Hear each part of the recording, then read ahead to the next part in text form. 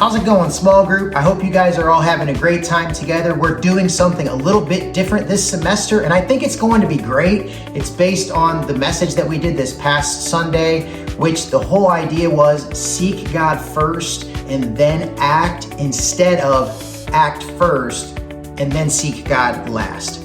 I hope that all of you have an opportunity in your discussion time to talk about maybe a time where you chose to act and then seek God because you needed Him to bail you out. I can name a bunch of times where I've been in that position. There have been times where Rebecca and I have made purchases. I remember buying a Jeep Liberty back in 2004 that we really didn't seek God about. We just bought it, and then it turned out the engine was absolute trash. It was on the Carfax, it was stolen, all these things. We made some mistakes as young adults and we didn't pray about it. We just thought, oh, we got money, let's go ahead and do it. And then we had to ask God to bail us out, but we also had to ask a few family members to help us pay the expenses on the engine repair as well. So I bet you guys have some stories like that.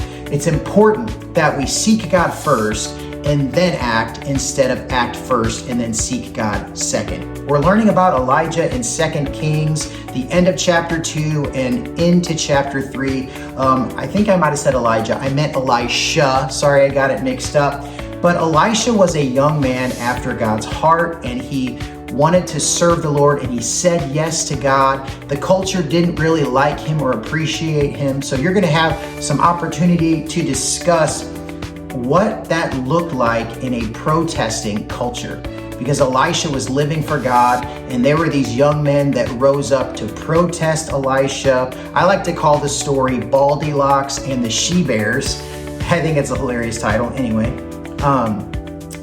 So these young men, they get together, they organize a protest, and they yell at Elisha and they say, "Go up, you old baldy." Now, calling him a baldy meant that he was less of a man, and go up means I want you to go back where Elijah is, up in the clouds, because we don't want you, we don't want your God, and we don't want your message of God. But Elisha trusted in God and he sought God, and God brought these bears to devour them all. It's a really crazy story, but it happens to be one of my favorite ones in all of Scripture. You're going to spend a little bit of time discussing how, as believers, we're supposed to live in a protest culture. As you know, it's an election year. There's going to be a lot of protesting going on. There's a lot of unrest in our nation. But if we really think about it, there's always been a lot of unrest. So as Christians, what are we to do? What are we to say? What are we to post? And what are we not to post? I don't want this to be a time to talk about politics. I want it to be a time where we can think about putting the gospel out in front of all other things. If I want to offend anyone, the first thing I want to offend them with is the good news of Jesus. And so I hope we can keep that in mind as we talk about living in a protest culture in today's culture. Then also just the power of seeking God. When Jehoram, the king of Israel, and Jehoshaphat, the king of Judah, and the king of Edom come together to fight against Moab, they make this great decision to go around the back to do a sneak attack on Moab, and they run out of water. Water is kind of a big deal. When they run out of water, they took action, but they didn't seek God. Well, now they need God to bail them out. Well, by God's grace, Elisha is available, and Elisha doesn't really want to work with them, but what Elisha does is he still prays on their behalf, and God gives Elisha a message. And the message is start digging ditches because God is going to bring the water.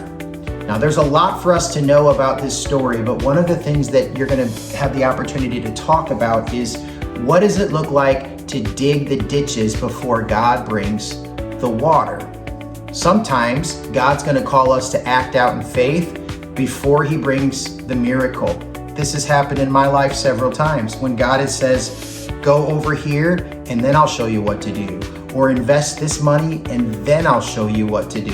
It's not about being foolish, it's about being faithful. So there will be times when God says, dig the ditches before I bring the water. And then of course we see how God brings the water, and the Edomites and those of Israel and Judah, they get the nourishment they need, but it also casts some type of an illusion on the Moabites, and they go right into the trap. And it turns out that Jehoram and Jehoshaphat and the king of Edom, they win this battle, but it's all thanks to God.